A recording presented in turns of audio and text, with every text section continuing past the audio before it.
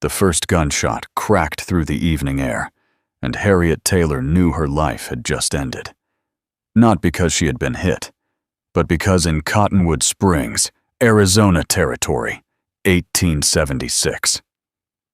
A woman who shot a rich man did not live long enough to explain why.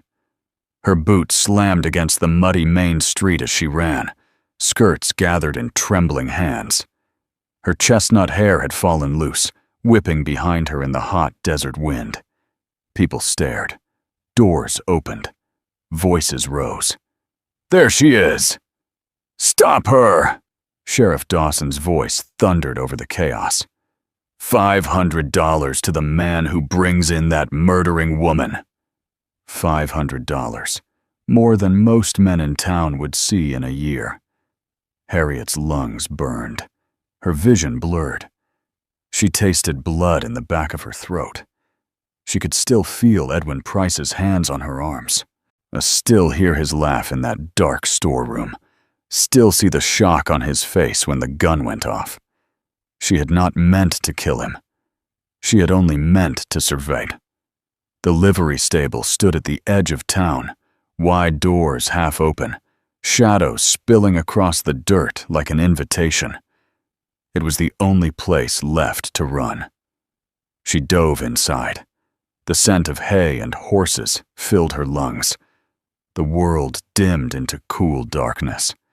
She pressed herself against a stall, shaking, trying to breathe.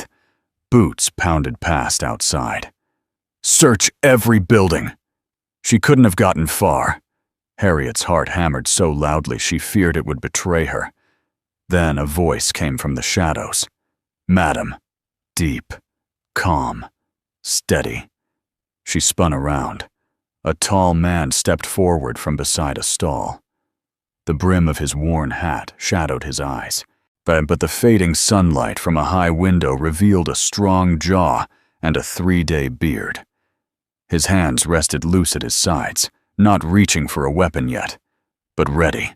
"Please," Harriet whispered, backing away. "They're coming for me." He studied her face. The terror, the tears she fought to hide. "Who's coming?" "Sheriff Dawson. His men. They think I murdered Edwin Price." The man's jaw tightened slightly. "You didn't." It was not a question. Harriet swallowed. "He tried to force himself on me. In the storeroom at the Mercantile. There was a pistol on the shelf. We struggled. It went off." The cowboy stepped past her toward the stable doors. He looked out through the narrow crack. Voices were closer now.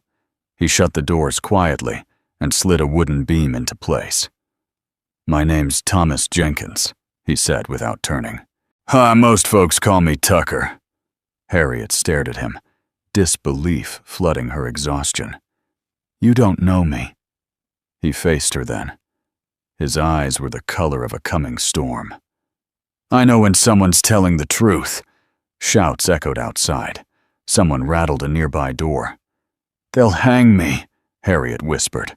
The words felt like iron around her throat. Tucker's hand moved slowly to his gun belt, not in panic, in decision. "Then I'll stand beside you till they don't dare." The world seemed to still. She had known this man less than a minute. "You'd risk your life for me?" He met her gaze without hesitation. "I've seen what passes for justice in this town. I won't watch it happen again." Outside, Boots approached the stable. "Check in there." Tucker moved quickly, and he saddled a powerful chestnut gelding and a sturdy paint mare with practiced hands. "Can you ride?" he asked. "I grew up on a ranch in Texas." "Good." He handed her the reins. "Once we mount, ride hard. Don't look back. Stay behind me." "Why are you doing this?" she asked again, desperate to understand. His voice lowered. "Because 5 years ago, I watched a woman hang for defending herself. No one stood beside her." A heavy knock slammed against the stable door. "Open up!" Tucker unbarred the back door instead. "Now!" They led the horses into the narrow alley behind the stable. Harriet's hands trembled as Tucker lifted her into the saddle. He mounted in one smooth motion, A shout rang from the corner. "There they are!" Gunfire cracked. A bullet tore through the air near Harriet's ear. "Head for the trees!" Tucker called. They burst from the alley into open ground, hooves pounding, mud flying behind them.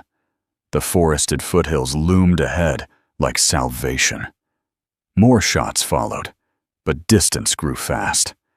Harriet leaned low over her horse's neck, heart pounding as fiercely as the animal beneath her. The wind ripped tears from her eyes. They hit the tree line at full speed. Branches whipped at her arms.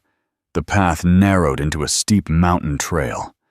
Behind them, faint but steady, came the sound of pursuit. Tucker led them toward a rushing stream. Without slowing, they splashed into it, riding through the cold water to break their trail. After nearly a mile, he guided them up a rocky slope and into thick forest. Dusk painted the sky purple and gold as they finally stopped in a small clearing high above the valley. Harriet slid from her saddle, legs buckling. Tucker caught her. "You all right?" "I will be," she whispered. They built a small fire, hidden low between rocks. Horses were brushed down, saddles loosened. Across the flames, Harriet finally saw him clearly. Early 30s, weathered, scar at his brow, eyes that carried both regret and resolve. "You risked everything," she said softly. He handed her a tin cup of coffee. "Sometimes strangers are the only ones worth risking for." Silence settled around them. The mountains stood tall and indifferent. "They'll hunt us," Harriet murmured. "They might," Tucker agreed. "And if they catch us?" He looked at her through the flicker of firelight. "They won't." Harriet studied him, trying to understand the man who had tied his fate to hers in a single breath. "Oh, you don't know what you've stepped into," she said quietly. Tucker leaned back against a tree, rifle resting across his knees. "I stepped into it the moment you said they'd hang you." The fire crackled, and I meant what I said. Harriet wrapped her hands around the warmth of her cup. For the first time since the gunshot, she was not alone. High above Cottonwood Springs, beneath a sky heavy with stars, a hunted woman and a cowboy, who refused to walk away, sat side by side. And somewhere in the darkness below, men gathered with ropes. Unaware that this time, someone had chosen to stand beside her. The night did not bring peace. It only brought silence, thick enough to hear every fear. Harriet lay on the bedroll Tucker had given her, staring up at the stars through the thin break in the trees. Sleep would not come. Every snap of a twig felt like a noose tightening. Every gust of wind sounded like boots in the dark. Across the small fire, Tucker sat awake, rifle resting across his knees. "You should sleep," she whispered. "I will," he answered, though he did not move. Harriet watched the flames reflect in his storm-gray eyes. He did not look like a man running. He looked like a man who had already made up his mind about something long before she appeared in that stable. "Tucker," she said quietly, "if they catch you with me, they'll hang you too." He did not look away from the trees. "Let them try." "You don't understand," she insisted, sitting up. "Clarence Price owns half that town. Sheriff Dawson answers to him. They won't care about truth." Now Tucker looked at her. "Well, I understand more than you think." The firelight carved shadows across his face.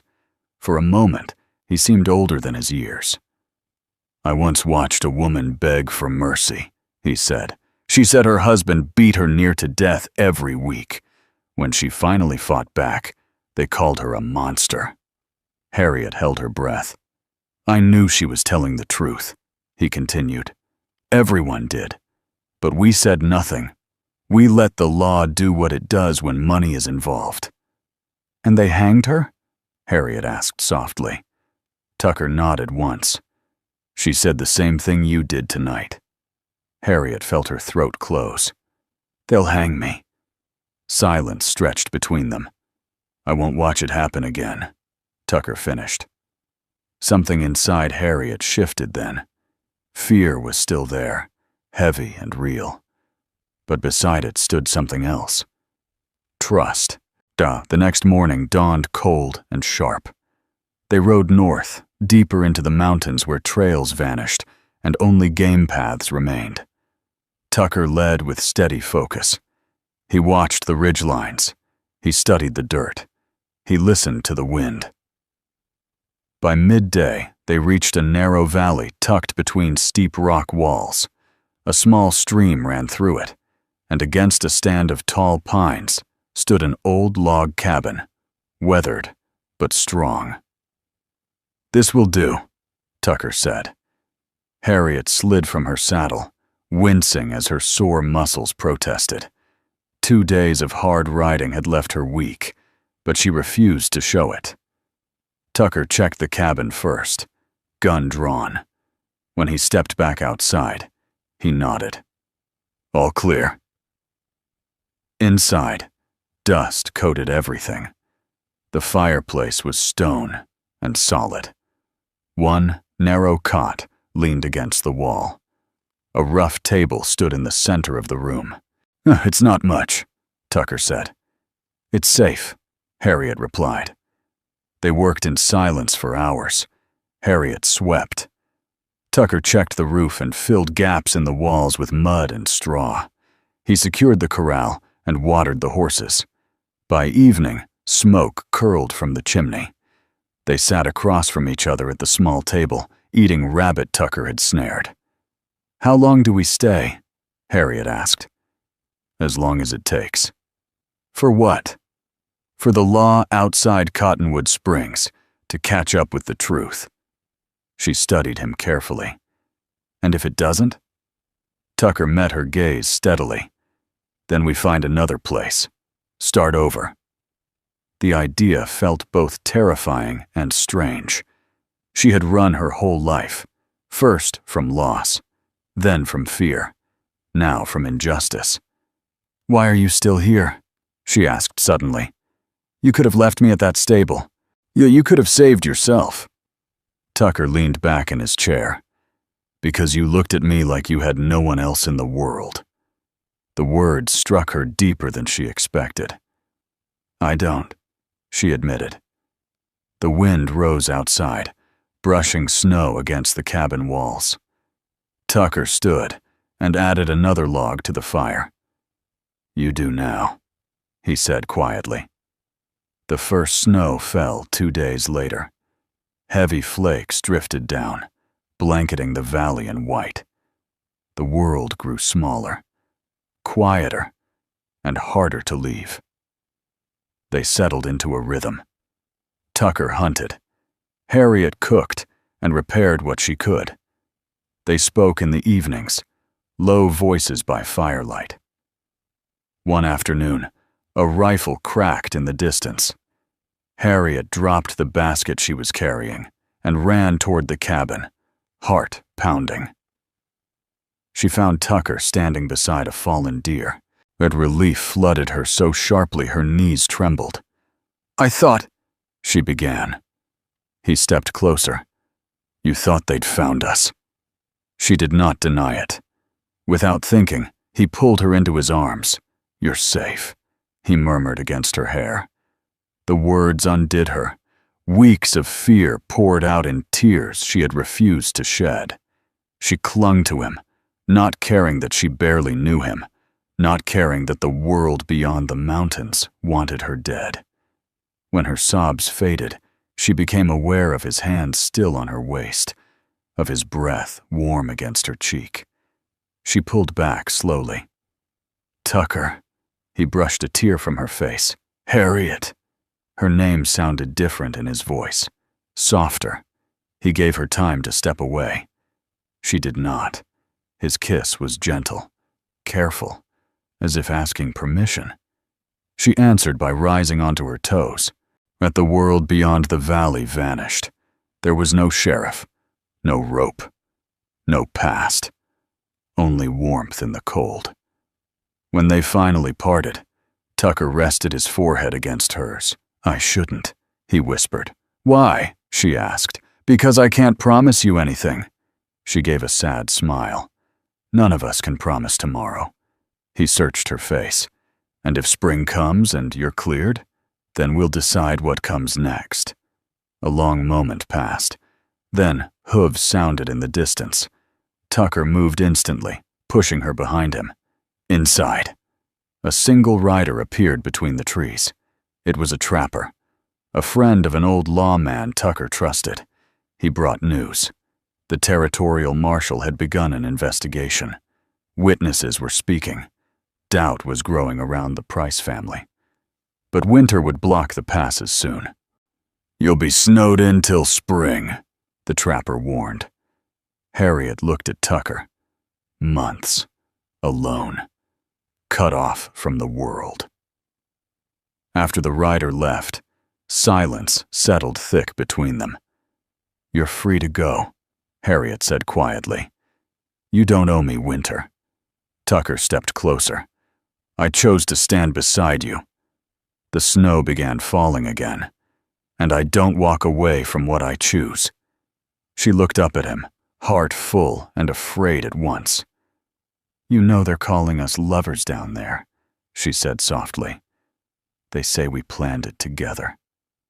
Tucker gave a faint, humorless smile. "Then let them say it." The fire crackled between them. Outside, the world turned white. Inside, something stronger than fear took root.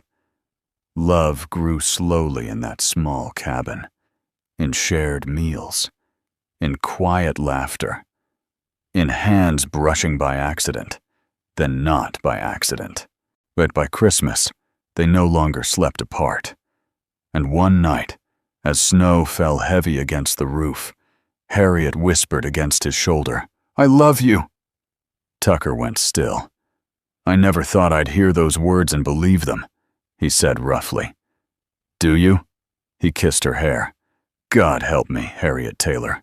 I do." For the first time since that gunshot shattered her life, Harriet felt something stronger than fear. Hope. And in the valley below, men still spoke of ropes. But in the mountains above, a cowboy had chosen to stand beside her, and he was not moving. "Wait, before we move on, what do you think about the story so far? Drop your thoughts in the comments. I'm really curious to know." Winter did not break them. It bound them together. The snow rose high against the cabin walls. The valley disappeared beneath white silence. The world outside shrank to wind and cold, and the narrow path Tucker kept cleared to the corral. Inside, the fire never died. Harriet learned to stretch flour into biscuits that lasted 3 days. Tucker smoked venison in the small shed behind the cabin. They rationed coffee like gold. They read by lamplight. They planned futures that felt both fragile and fierce. Sometimes at night, when the wind howled like something grieving in the dark, Harriet would wake with her heart racing. Tucker always felt it. He would pull her closer without words. "I'm here," he would murmur. And that was enough. January brought the deepest cold. February brought quiet doubt. "What if the marshal doesn't clear you?" Tucker asked one evening, staring into the flames. Harriet sat across from him, mending his shirt. "Then we build a life somewhere no one knows my name. And if they come here," she set the needle down, "then we face them together." He looked up at her then, really looked. "You don't regret this?" he asked. "Being here, with me." She crossed the room and took his hands. "I regret nothing that led me to you." Spring arrived slowly. First came dripping water from the roof. Then patches of earth broke through the snow. Then birds returned to the trees. One afternoon, as they were stacking firewood outside, the sound of bells echoed through the valley. Not wind, not imagination. Harness bells. Tucker grabbed his rifle. Harriet picked up the shotgun by the door. A sleigh appeared between the trees, drawn by 2 tired horses. 2 men sat on the bench. Tucker lowered his rifle first. It's Jacob," he said. The old lawman climbed stiffly from the sleigh once it stopped. "You 2 look like mountain ghosts," he said with a rough grin. Inside the cabin, coffee steamed between them as snow melted from boots. Jacob reached into his coat and pulled out folded papers. "The territorial marshal finished his investigation," he said plainly. Harriet's hands tightened in her lap. "And?" Jacob handed her the document. "You're cleared, Miss Taylor. Self-defense. Witnesses testified. The doctor confirmed signs of struggle." The words blurred as tears filled her eyes. Cleared. Free. Over. Tucker watched her, breath held. "It's done?" she whispered. "It's done," Jacob confirmed. Silence fell heavy and full. Then Jacob cleared his throat. "There's more." He handed Tucker a letter. From Denver." Tucker's brow furrowed as he opened it. His eyes moved quickly, then slowed. "My father passed," he said quietly. Harriet stepped beside him, taking his hand. "He left you the ranch," Jacob added, "near Fort Collins. Your sister's been running it with her husband. She wants you home." Tucker stared at the letter as if it might disappear. "My father and we weren't speaking." "Seems he wanted to fix that before the end," Jacob said gently. The room grew still again. Harriet held her pardon in one hand. Tucker held his inheritance in the other. 2 pieces of paper. 2 futures. Jacob and the trapper stepped outside to give them space. Harriet looked at Tucker. "You're free too," she said softly. He shook his head. "I've been free since the day I chose you." Her breath caught. Tucker." He stepped closer. "You can go anywhere now. Start fresh. Forget all this. Forget me if you want." Her heart clenched. "Is that what you want?" "No." The word came firm and immediate. "I want you with me, on that ranch, as my wife." The fire popped behind them. "You're asking me?" she whispered. He swallowed. "In the only way I know how." Tears spilled down her cheeks. "Yes," she said. "Yes, Tucker." He pulled her into his arms and kissed her like a man who had almost lost everything. Outside, snow melted from the trees. By late spring, the mountain passes opened.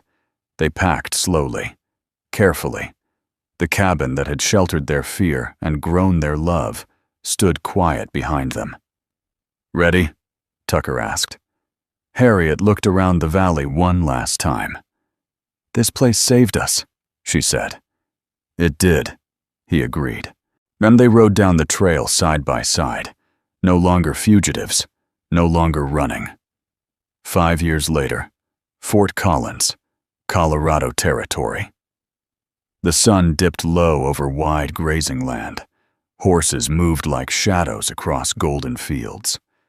Harriet Jenkins stood on the porch of a sturdy ranch house, one hand resting on the gentle curve of her belly. Inside, their 3-year-old son laughed as Margaret read him a story. Hoofbeats sounded in the distance. Harriet's heart lifted the way it always did. Tucker rode at the front of a small group, tall in the saddle, confident, steady. He dismounted and lifted his son into the air in one smooth motion. "There's my boy," he said, smiling wide. James laughed and clung to his father's neck. Harriet watched them with warmth in her chest that still surprised her sometimes. Tucker climbed the porch steps and wrapped an arm around her. "Miss me?" he asked softly. "Always," she answered. He kissed her gently. The years had not hardened him. If anything, they had softened him in all the right places. "How is town?" she asked. "Sold every horse," he said. "Orders for more in spring." Then his expression shifted slightly. "I heard something," he added. "Sheriff Dawson passed last month." Harriet felt the name like a distant echo, and nothing more. "That was another life," she said calmly. He nodded. "Yes, it was." She placed his hand over her belly. "This is our life."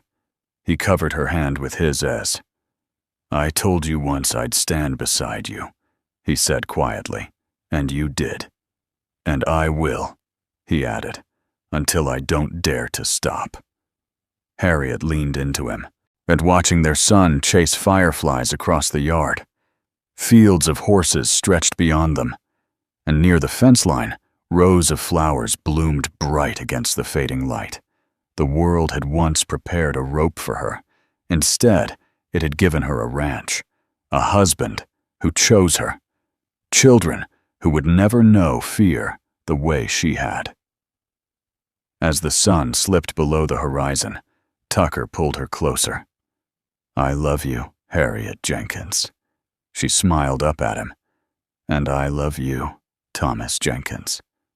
He had stood beside her, not just until they didn't dare, but until the world itself no longer mattered. And he never moved.